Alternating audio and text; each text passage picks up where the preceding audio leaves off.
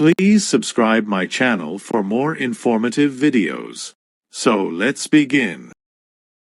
Hello student, क्या हाल है आपके। अच्छा स्टूडेंट, आज हम जो हैं वो 17.2 क्लास 10 का लास्ट क्वेश्चन करेंगे। इसके 3 पार्ट हैं, ठीक है। 1 2 3 पार्ट हैं इसके। क्वेश्चन मैंने लिख लिया है, आप लोग बुक से देख लीजिएगा। और इसमें जो क्वेश्चन दिया हुआ है वो भी आपको सेट बिल्डर फॉर्म में दिया हुआ है, ठीक है। सेट बिल्डर फॉर्म में दिया हुआ है, इसको हमने पहले सिंपल फॉर्म में कन्वर्ट करना पड़ेगा, ठीक है। जैसे ए में आपको लिखा हुआ है 2n/n/tn, ठीक है। तो आपने इसको पहले सिंपल फॉर्म में कन्वर्ट कर लेना है। तो कैसे करेंगे आप? इसका मतलब है कि ए में आपका जो 2n लिखा हुआ है, ये इसका मतलब समझ लें। आप मैं आपको नॉर्मल वे में बता देता हूँ कि इसका मतलब है आप बस अब 2 का टेबल पढ़ दें।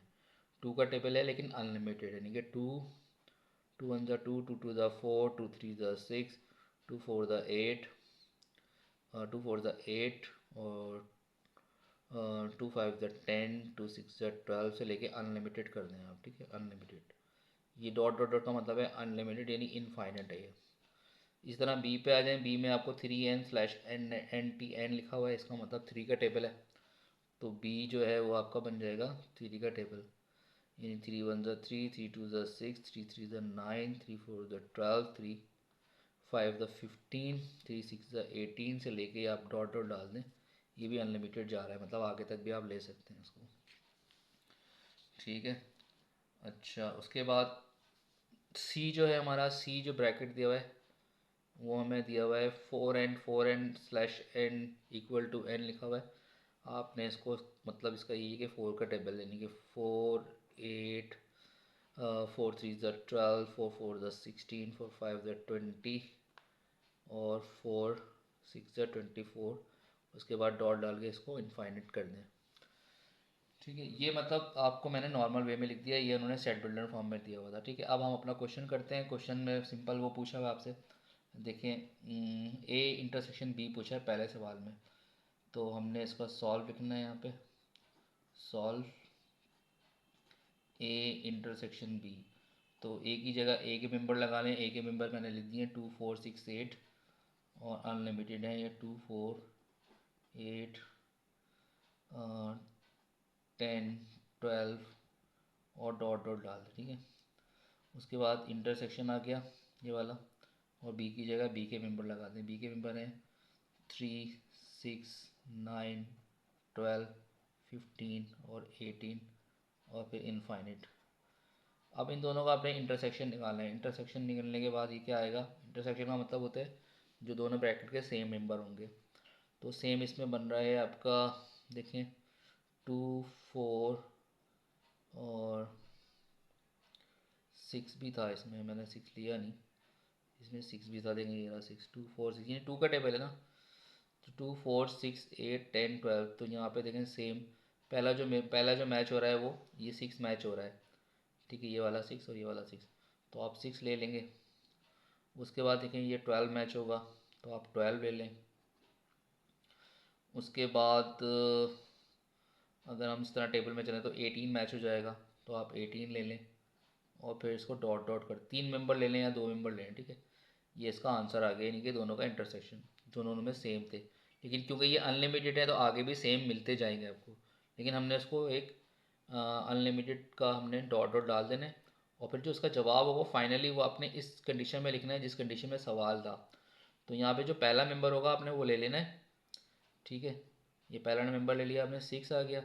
ये एन लगा देना है, /n इक्वल करके एन करके, और इसको बंद कर देना, यानी ये आपका जवाब हो गया। जो जवाब आएगा उसका जो पहला नंबर होगा वो आपने ले लेना है और उसको इसी नोटेशन में लिख देना है, ठीक है। तो ये आपका जवाब बन जाएगा, पहला हमारा जवाब आ गया ए इंटरसेक्शन बी। क्योंकि अनलिमिटेड थे, दोनों अनलिमिटेड थे, तो ये हमने यहाँ पे भी अनलिमिटेड की इसको सेट बिल्डर फॉर्म में लिख दिया, ठीक है। अब आपने दूसरा सवाल करना है, तो दूसरा हम सॉल्व करते हैं। सॉल्व, ठीक है। दूसरा सवाल था A union C, A union C. तो ए की जगह ए के मेंबर लिख लें। ए के मेंबर आपको आप यहाँ से देख लीजिएगा, 2 का टेबल है वैसे 2 4 6 8 10 और डॉट डॉट कर दें। फिर यूनियन और सी में जो है आपका 4 का टेबल है, 4, 8, 12, 16, 20 डॉट डॉट कर दें, ठीक है। अब इन दोनों की यूनियन आप निकालें, यूनियन का मतलब तरतीब देना है। तो देखें इसमें आपको पहला मेंबर तो 2 ले लेंगे हम, 2, फिर 4, फिर 6, फिर 2, दोनों की यूनियन बनानी है।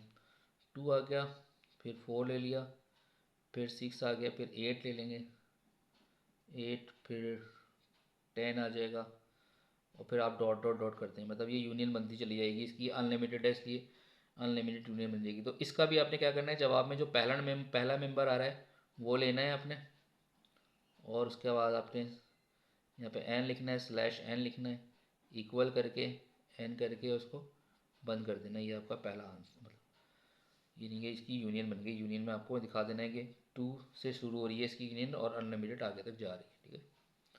उसके बाद है लास्ट क्वेश्चन आपका 3, उसको सॉल्व करते हैं। तो इसमें देखें कि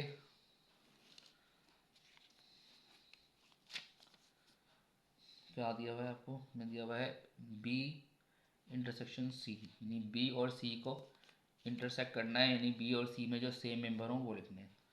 तो हमने सवाल लिखना है बी इंटरसेक्शन सी, बी के मेंबर लिख लें पहले। बी के मेंबर इन 3 का टेबल है, 3, 6, 9, 12, 15 डॉट डॉट डॉट डाल दें। इंटरसेक्शन सी के मेंबर लिख लें। सी के मेंबर का मतलब 4 का टेबल है, 4, 8, 12, 16, 20, 24 डॉट डॉट डॉट डाल दें। अब इन दोनों का इंटरसेक्शन कर लें। इंटरसेक्शन का मतलब सेम नंबर्स, तो 3 तो नहीं सेम आ रहा, 6 भी सेम नहीं आ रहा, 9 भी नहीं आ रहा, 12 आ रहा है। देखें 12 सेम आ रहा है, तो पहला जो 12 है वो हमने ले लेना है। फिर कौन सा सेम आएगा, 12, 15 और 3 के टेबल में आगे भी सेम आ सकते हैं, लेकिन क्योंकि ये अनलिमिटेड है, आगे जाके देखते हैं कि 15 के बाद 3 के टेबल में आते हैं 18, और 4 के टेबल में 18 नहीं आता, इसलिए 3 के टेबल में फिर 21 आएगा, 4 के टेबल में 21 नहीं आता, 3 के टेबल में आता है 21 के बाद 24 आ जाएगा, ठीक है। तो 24 को ले लेंगे, फिर आप डॉट डॉट डाल दें, क्योंकि हमें जवाब में आगे जाने की ज़रूरत नहीं है। पहला जो नंबर आ गया वही हमारा जवाब होगा। यहाँ आपने 12 लिखना है, 12 के बाद आपने एन लिखना है, स्लैश लगाना है, एन लगाना है, इक्वल का साइन देनी है, और फिर आपने एन लगा देना है। ये आपका तीसरे का जवाब आ गया। नहीं, इन दोनों का इंटरसेक्शन बन गया, लेकिन अनलिमिटेड था, तो इसलिए हमने सिर्फ पहला नंबर लेके लिख देना है, ठीक है।